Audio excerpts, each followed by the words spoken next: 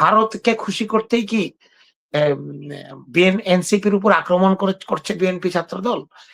আমি এটা ঘুরিয়ে বলতে চাই যে আওয়ামী লীগের সাথে কোনো একটা আন্ডারস্ট্যান্ডিং এ কি এনসিপির উপর আক্রমণ করছে?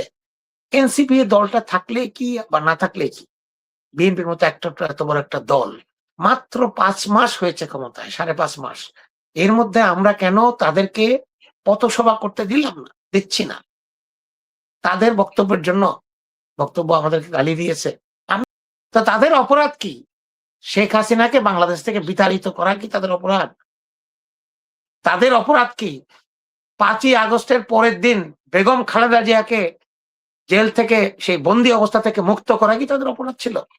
কিন্তু আমার একটা রিজার্ভেশন ছিল যে এরা কেন দল গঠন করছে। আমি কিন্তু বলেছি টকশোতে, তখনকার টকশো রেকর্ড এখনো আছে, যে এটা একটা বিপ্লবের পরে, যদিও বিপ্লব তারা করতে পারেনি, বিপ্লব সংগঠিত হয়েছে কিন্তু বিপ্লবকে স্বীকার করা হয়নি, বিপ্লবকে স্বীকৃতি দেওয়া হয়নি।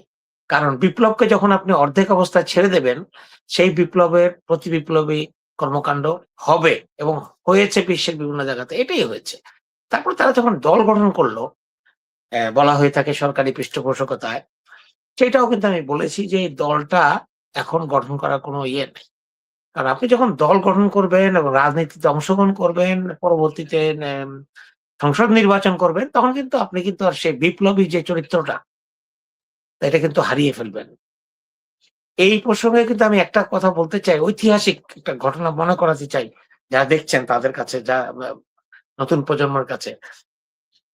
যত কিছুই বলুক না কেন, 1972 সালে 10ই জানুয়ারি শেখ মুজিবুর রহমান, তৎকালীন বাংলাদেশের অবিসংবাদিত নেতা, যার কথায় মুক্তিযুদ্ধ হয়েছে বলে আমরা শুনি এবং আমরা বলি এবং বলতে চাই, এবং উনি মোটামুটি বাংলাদেশের অবিসংবাদিত নেতা ছিলেন।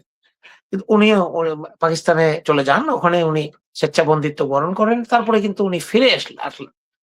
উনি যখন ফিরে আসলেন 10ই জানুয়ারি 1972, উনি যদি সেই দিন এয়ারপোর্টে যদি সিদ্ধান্ত নিতেন, বা ওনার ক্ষমতার যে একটা অবস্থা না ছিল, যে ক্ষমতা উনি তো পাবেইনি, এটা না নিয়ে যে তাজউদ্দিন, তোরা সে স্বাধীন করেছিস, আমাকে নেতা মেনে আমার কথা শুনেছিস, আমার সবকিছু, আমি স্বাধীন বাংলাদেশে তোদের একটা উপদেষ্টা হিসাবে বা তোদের মাথার উপরে একজন অভিভাবক হিসেবে থাকতে চাই, আমি সরকারের কোনো পদ নিতে চাই না, আমি কোনো ক্ষমতা নিতে চাই না, এটা যদি সেদিন করতেন, আপনি দেখুন তাহলে যে পাকিস্তান এবং ভারতের যে জাতির পিতা আছে তাদের, মোহাম্মদ আলী জিন্নাহ আছে পাকিস্তানে, মোহনদাস করমচাঁদ গান্ধী আছে ভারতে, তাদের নিয়ে কিন্তু কেউ কোনো কথা বলে না।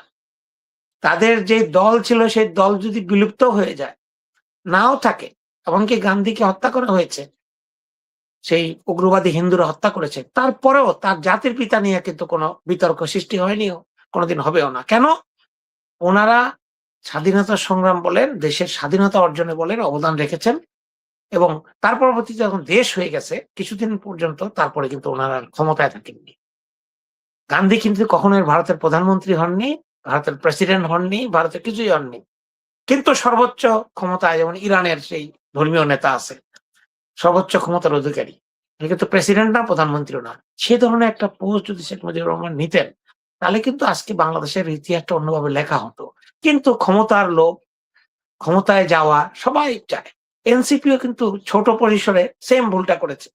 এনসিপি যদি দল গঠন না করতো এবং যার যার মতো তার মতবাদ নিয়ে, এবং তারা যদি অ্যাংরি ইয়াং ম্যানের ভূমিকাটা পালন করত, বিশেষ করে যে কয়েকজন ছাত্র প্রতিনিধি এনসিপির ইউনূস সরকারে অংশগ্রহণ করেছিল উপদেষ্টা হিসেবে, তারাও কিন্তু এই দলটাকে সামনের দিকে নেওয়ার এবং দলটার যে একটা ইমেজের যথেষ্ট অপূরণীয় ক্ষতি করেছে।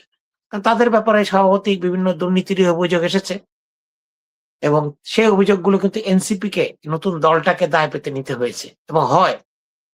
তারপরে তারা যখন দল হয়ে গেছে এবং অনেক পানি গড়িয়ে গেছে, তারা আবার ইতিহাসের, আমি এনসিপি, আজকে যে এনসিপির উপরে যে আক্রমণ, এই আক্রমণটা কি শুধুই নাসির উদ্দিন পাটোয়ারির কথার কারণে, নাকি এর মধ্যে আরো কিছু আছে?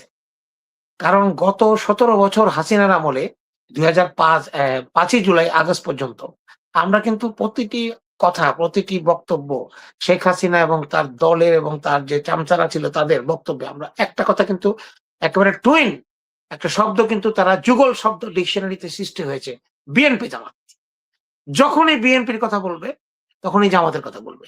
মানে বিএনপি জামাত একটা টুইন, একটা যমজ, একটা ভাই বা বোন বা একটা একই মায়ের যমজ সন্তান, এরকম একটা অবস্থা তারা বলতো। এখন যে পলাতক আওয়ামী লীগ, পতিত আওয়ামী লীগ বিদেশ থেকে হুঙ্কার মারে, তারা কিন্তু তাদের কথা কিন্তু পরিবর্তন হয়ে গেছে। তারা কিন্তু বিএনপি বলে না, এখন বলে জামাত এনসিপি। অনেক নেতাদের বক্তব্য আমরা শুনেছি যে জামাত এনসিপি কে আমরা ক্ষমতায় আসলে, আমরা যদি দেশে ফিরে আসি, কোনোদিন জনগণ আমাদেরকে আবার ইয়ে করে, ইত্যাদি ইত্যাদি, আমরা এই এনসিপি জামাতকে দেখে ছাড়বো, তাদের বিচার হবে, তাদের ফাঁসি হবে। বিএনপির কথাটা বলে না। কেন বলে না? আমি কিন্তু বিএনপির একজন সমর্থক কর্মী হিসেবে আমার কাছে কিন্তু মনের মধ্যে সন্দেহ জাগে যে আওয়ামী লীগ কি বিএনপি কে খুব পছন্দ করা শুরু করছে, বিএনপি কে ভালোবাসে এখন, বিএনপির সাথে কি আওয়ামী লীগের একটা সখ্যতা হয়ে গেছে? তাহলে বিএনপির কথা বলে না কেন? বিএনপি সরকার ক্ষমতায়, আওয়ামী লীগ নিষিদ্ধ দল। আওয়ামী লীগের যা কিছু কার্যক্রম যদি আইনগতভাবে করতে হয়, সরকারের পক্ষ থেকে করতে হয়, বিএনপি কে করতে হবে, বিএনপি করছে। তাহলে বিএনপির কথা আওয়ামী লীগ বলে না। এই যে আজকে এনসিপির উপর আক্রমণ, এটা কিন্তু আমার কাছে মানে এটা মনে হয়, এটা একটা টক শো দেখলাম যে ভারতকে খুশি করতেই কি এনসিপির উপর আক্রমণ করছে বিএনপি ছাত্রদল। আমি এটা ঘুরিয়ে বলতে চাই যে আওয়ামী লীগের সাথে কোনো একটা আন্ডারস্ট্যান্ডিং এ কি এনসিপির উপর আক্রমণ করছে? এনসিপি দলটা থাকলে কি বা না থাকলে কি, বিএনপির মতো একটা এত বড় একটা দল মাত্র 5 মাস হয়েছে ক্ষমতায়, 5.5 মাস। এর মধ্যে আমরা কেন তাদেরকে পথসভা করতে দিচ্ছি না? তাদের বক্তব্যের জন্য বক্তব্য আমাদেরকে গালি দিয়েছে। আমরা সরকারে আছি, আমাদেরকে তো বিরোধী দল, বিরোধী মত গালি দেবে। একজন বিএনপির নেত্রী বললেন সহ্যের সীমা ছাড়িয়ে গেছে, এনসিপি গালি 2 বছর ধরে শুনছি, আর শোনা যাবে না। নীলুফার মনি, উনি আবার আমাদের সবার প্রতিবাদের পরেও এই ভারতপন্থী রয়েল লোক, উনি এই কথা গতকাল না গত পরশু বলেছেন। এই তুমুল অবস্থার মধ্যে ঘিয়ের মধ্যে আগুনের মধ্যে ঘি ঢেলেছেন। আমি জনগণের কাছে একটা প্রশ্ন রাখতে চাই, আজকের যারা এনসিপি তারা তো মোটামুটি উম, সবাই কিন্তু বৈষম্য বিরোধী ছাত্র আন্দোলন থেকেই এসেছে ম্যাক্সিমাম। তো তাদের অপরাধ কি? শেখ হাসিনাকে বাংলাদেশ থেকে বিতাড়িত করা কি তাদের অপরাধ? তাদের অপরাধ কি 5ই আগস্টের পরের দিন বেগম খালেদা জিয়াকে জেল থেকে, সেই বন্দি অবস্থা থেকে মুক্ত করা কি তাদের অপরাধ ছিল? তাদের অপরাধ কি তারেক রহমানকে এবং জিয়াউর রহমানকে নেতা মেনে তাদেরকে সম্মানজনকভাবে অবস্থানে নিয়ে তারা বক্তব্য রাখতো, এটাই কি তাদের অপরাধ? এক নাসিরউদ্দিন পাটোয়ারির কথাই আমরা সহ্য করতে পারছি না, তাহলে গণতন্ত্র কিভাবে বিকশিত হবে বলেন? আমি তো এর চেয়ে হাজার হাজার গুণ নিকৃষ্ট ধরনের, অশালীন, অশ্রাব্য, অকথ্য, আমি বলতে পারবো না এটা এখানে, আমার নেত্রী বেগম খালেদা জিয়াকে নিয়ে, একজন 80 বছরের একজন বৃদ্ধাকে নিয়ে, তার ব্যক্তিগত জীবনচারণ নিয়ে স্বয়ং তৎকালীন প্রধানমন্ত্রী, বিনা ভোটের প্রধানমন্ত্রী, অবৈধ প্রধানমন্ত্রী শেখ হাসিনা রাষ্ট্রীয় অনুষ্ঠানে, রাষ্ট্রীয় সংবাদ সম্মেলনে বলতেন, রসিয়ে রসিয়ে বলতেন। নীলুফার মনি কি তখন ছিলেন না দেশে? টকশো করে বেড়াতেন না? কোনোদিন কি প্রতিবাদ করেছেন? আমি আজকে নাসিরউদ্দিন পাটোয়ারির কথাকে জাস্টিফাই করছি না। নাসিরউদ্দিন পাটোয়ারি তার সীমা লঙ্ঘন করেছে, যেহেতু বিএনপির কার্যকলাপ যেগুলি সে বলেছে অনেকাংশে সত্য, কিন্তু তার বলার ধরন ঠিক ছিল না। সে বলেছে কিন্তু সত্য কথাই, আসল কথাই, কিন্তু তার বলার ধরন, তার কথা বলার ধরন বেয়াদবির পর্যায়ে পড়ে।